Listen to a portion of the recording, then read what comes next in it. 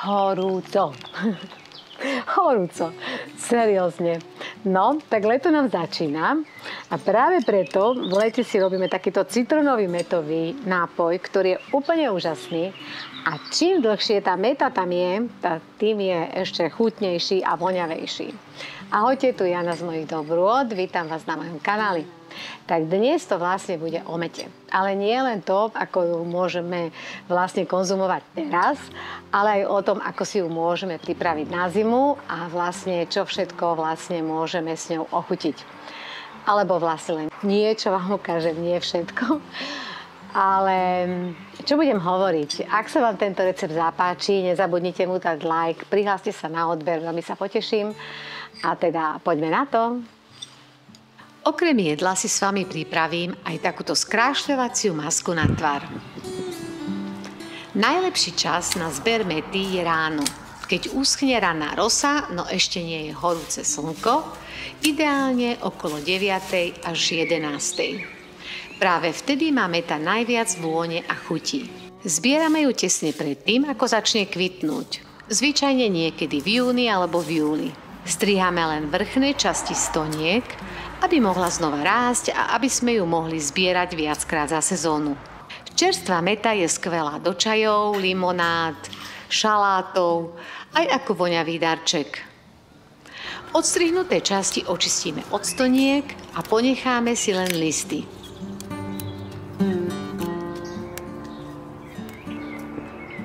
Listy poriadne umieme aj 3-krát v studenej vode, aby sme ich zbavili prachu, nečistôt, prípadne nejakých chrobákov. Keď si chceme metu uskladniť, najjednoduchší spôsob je si metové listy vysušiť. To môžeme urobiť buď v sušičke potravín, alebo aj napríklad na sušiaku na hryby. Listy ukladáme od seba, aby sa neprekrývali. V sušičke potravín metové listy sušíme na 35 stupňov Celzia po dobu 4 hodín. Ak však máte doma takýto sušiak na hríby a viete ho zavesiť niekde, kde nie je prašné prostredie, tak v lete sa vám metové listy vysušia vonku za jeden deň. Ja vysušené listy uskladňujem v sklenenom pohári, ktorý viem uzavrieť viečkom. Z takto sušenej mety si zvyčajne robím domáci metový čaj, ale listy používam aj pri varení mäsa, omáčok a šalátov. Metový prášok je tiež veľmi populárny. Ten si jednoducho môžeme pripraviť tak, že sušené listy mety pomixujeme do prášku a potom presypeme cez sitko, aby nám skutočne zostal len prášok. Metovým práškom vieme potom ochutiť alebo ozdobiť napríklad dezerty alebo šaláty.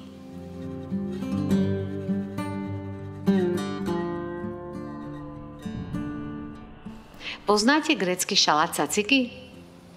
Ak nie, tak ten si spolu teraz pripravíme. Na šalát potrebujeme šalátové uhorky, buď so šupkou alebo bez. Uhorky ostrúhame veľkým strúhadlom. Ja som si tentokrát pomohla s robotom. Efektne mi ostrúhal všetky za 10 sekúnd. Uhorky osolíme a vypustíme vodu. A medzi tým, než sa uhorky marinádujú v soli, pripravíme si omáčku na šalát. Budeme potrebovať jogurt, a to zvyčajne v pomere 1 veľká šalátová uhorka na 1 malý klímo 150 gramového jogurtu. Keďže Gréci majú radi kôpor, nechýba ani v tomto šaláte. Na 1 šalátovú uhorku potrebujeme približne 1 čajovú lyžičku kôpru. Ja som tentokrát použila môj mrazený. Kôpor s jogurtom premiešame, ochutíme s čiernym letým korením. Opäť premiešame. Pridáme panenský olivový olej. Na 1 šalátovú uhorku potrebujeme približne 1 čajovú lyžičku oleja. Opäť premiešame. Potom do tohto dressingu pridáme metu. V lete je ideálne použiť čerstvú, ktorú ale treba nakrájať veľmi najemno, pretože metové listy sú hrubé. Alebo to môžete urobiť tak ako ja, že použijete metový prášok. Pridáme pár kvapiek citrónovej šťavy a A opäť premiešame a ochutnáme. Ešte nám chýba samotná uhorka a cesnak. Keďže uhorky už pustili vodu, postrúhané uhorky vyžmýkame a preložíme do misky s jogurtom. Opäť všetko premiešame. Zostalo nám len dochutiť s cesnakom, ktorý celý šalát pozdvihne na úplne inú úroveň. Lenže nie všetci vedia surový cesnak ľahko stráviť, takže ja si vždy odložím jednu malú misku bez cesnaku bokom. Cesnaku však tiež dávam striedmo. Zvyčajne na jednu dávku pretlačím jeden veľký strúčik cesnaku. Myslím, že to úplne stačí, pretože by nemal zatlačiť do úzadia všetky ostatné bylinky a suroviny, ale všetko by malo spolu harmonizovať. Takto pripravené caciky môžeme len efektne ozdobiť čerstvou mätou a ešte raz posypať mätovým práškom. Prípadne ešte aj poliať panenským olivovým olejom. Skúsili ste už niekedy mätovú pleťovú masku? Stačia vám len 2 polievkové lyžice jogurtu a 1 čajová lyžička mätového prášku. Všetko spolu zamiešame a rozotrieme na tvár.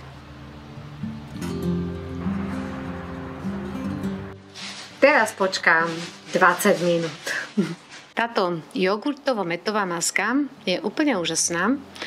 Ja už ju mám 10 minút na sebe. Určite vyskúšajte. Ja som teda použila túto práškovú mätu, ale kľudne odporúčam, vyskúšajte aj čerstvú cez leto, lebo ju máme. A tú sušenú si nechajte na zimu. A uvidíte, je to naozaj super vec. A je to veľmi lacné a dostupné. Ja osobne milujem všetko, čo si môžem doma urobiť ja a viem, čo som do toho produktu dala, do toho jedla dala, tak to je pre mňa vždy topka. Takže práve prešlo nejakých 20 minút a už sa mi niekde aj tak vpila ten jogurt do tváre. A idem si ju teda umyť a nakremujem a teda teším sa na tú moju krásu. Sušíme. Ešte teraz cítim taký chlad na tvári. Super.